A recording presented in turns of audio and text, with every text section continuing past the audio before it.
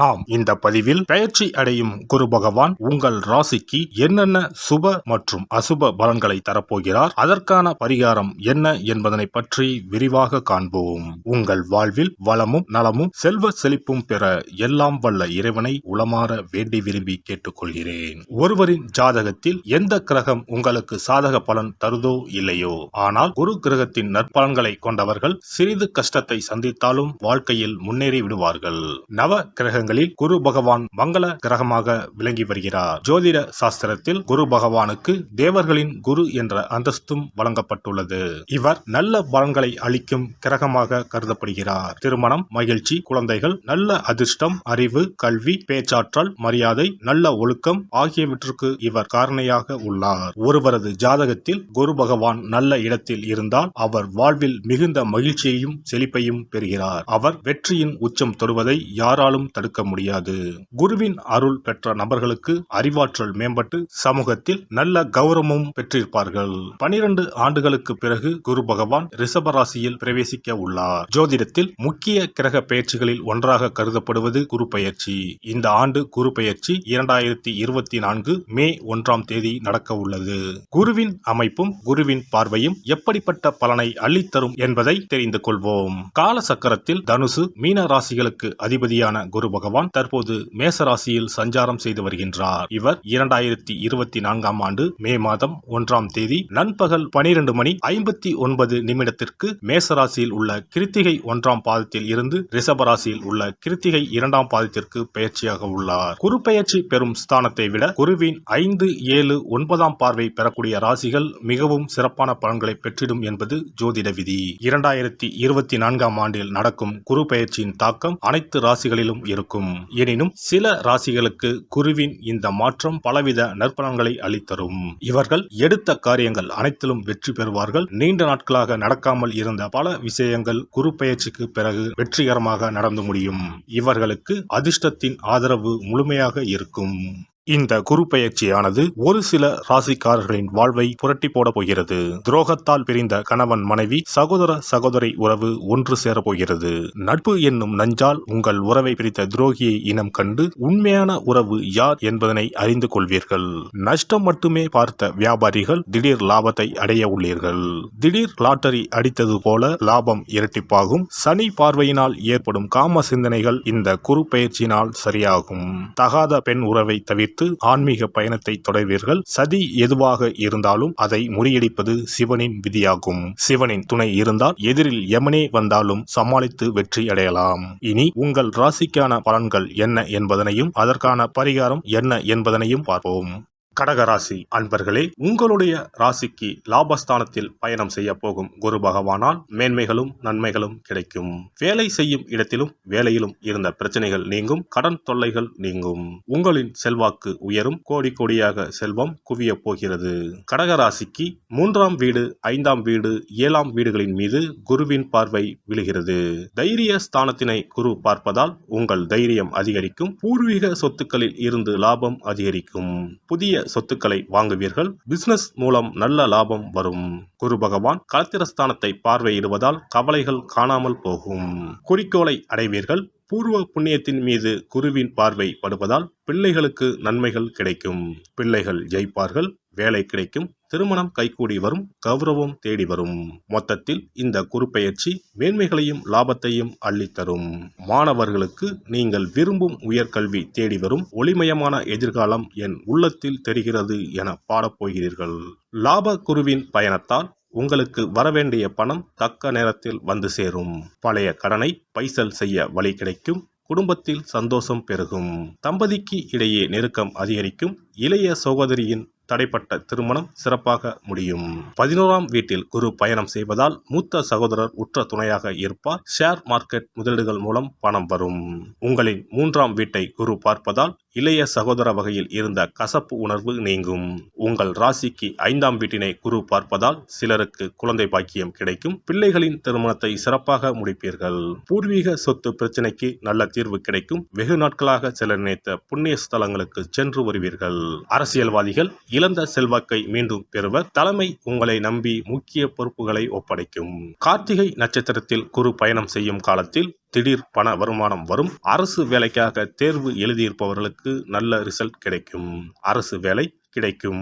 ரோகிணி நட்சத்திரத்தில் குரு பயணம் செய்யும் காலத்தில் வருமானம் அதிகரிக்கும். வெளிநாடு வேலை கிடைக்கும். பல வழிகளிலும் வருமானம் வரும். குரு பகவான் வக்கரமடையும் காலங்களில் கவனம் தேவை. தொழில் வியாபாரத்தில் பல வழிகளிலும் லாபம் அதிகரிக்கும். வேலையில் இருப்பவர்களுக்கு ஆண்டு இறுதியில் சம்பள உயர்வும் பதவி உயர்வும் கிடைக்கும். வேலைப்பளு குறையும். தலைமை பொறுப்பு தேடி வரும். கம்ப்யூட்டர் துறையில் வேலை செய்பவர்களுக்கு வெளிநாட்டு நிறுவனங்களில் இருந்து அதிக சம்பளத்துடன் கூடிய வேலைவாய்ப்பு தேடி வரும். பெண்களுக்கு கடன் தொடர்பான பிரச்சனைகள் தீரும். பணவரத்து கூடும். மனக்குழப்பம் நீங்கி உடல் ஆரோக்கியம் உண்டாகும். அரசியல்வாதிகள் மக்களின் ஆதரவை பெற அவர்களின் தேவை அறிந்து செயல்படுவது உத்தமம். அமைச்சர்களின் கெடுபிடிகள் அதிகரிப்பதால் கட்சி மாறக்கூடிய சூழ்நிலைகள் உண்டாகும். உடன் இருப்பவர்கள் ஒத்துழைப்புடன் செயல்படுவார்கள். எந்த ஒரு காரியத்திலும் வெற்றி கிட்டும். கலைத்துறையினர் எதிர்பார்க்கும் வாய்ப்புகள் தடையின்றி கிடைக்கும். வரவேண்டிய தொகைகளும் எதிர்பார்த்தபடி வந்து சேரும். வெளிநாடுகளுக்கு செல்லக்கூடிய வாய்ப்புகளும் அதன் மூலம் அனுகூலமான பலன்களும் உண்டாகும். மாணவர்களுக்கு கல்வி தொடர்பான விஷயங்களில் சாதகமான நிலை காணப்படும். திறமையாக செயல்பட்டு பாராட்டுகளை பெறுவீர்கள். புனர்பூச நட்சத்திரம் இந்த குரு பெயர்ச்சியால் குடும்பத்தில் ஒருவரை ஒருவர் அனுசரித்து பேசுவது நல்லது. எதிர்பாராத செலவுகள் உண்டாகலாம். திட்டமிட்டு செயல்படுவது நல்லது. பேச்சு திறமையால் காரியங்களை எளிதாக செய்து முடிப்பீர்கள். அதில் வெற்றியும் காண்பீர்கள். சின்ன விஷயங்கள் கூட மன நிறைவு தரும்படி நடக்கும். பூசம் நட்சத்திரம் இந்த குரு பெயர்ச்சியால் எதையும் செய்து முடிக்கும் துணிச்சல் அதிகரிக்கும். எதிலும் வெற்றியும் சந்தோஷத்தையும் தரும். பண வருவது அதிகரிக்கும். எதிர்ப்புகள் அகலும். நீண்ட நாட்களாக இருந்து வந்த பிரச்சனைகளில் தீர்வு கிடைக்கும். ஆயுள்யம் நட்சத்திரம் இந்த குரு பெயர்ச்சியால் தொழில் வியாபாரத்தில் ஈடுபட்டு இருப்பவர்களுக்கு கீழே இருப்பவர்களால் நன்மைகள் உண்டாகும்.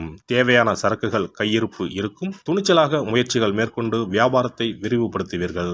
உத்தியோகத்தில் இருப்பவர்கள் முன்னேற்றம் காண்பார்கள். மேல் அதிகாரிகளால் நன்மைகள் ஏற்படும். திங்கள் கிழமைகளில் சோமவார விரதம் கடைபிடிப்பது கஷ்டங்களை போக்கும்.